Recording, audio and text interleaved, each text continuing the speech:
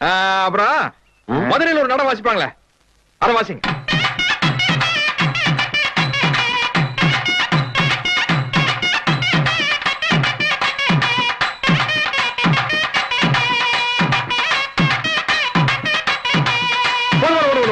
போதும் போதும். கோயம்புத்தூர்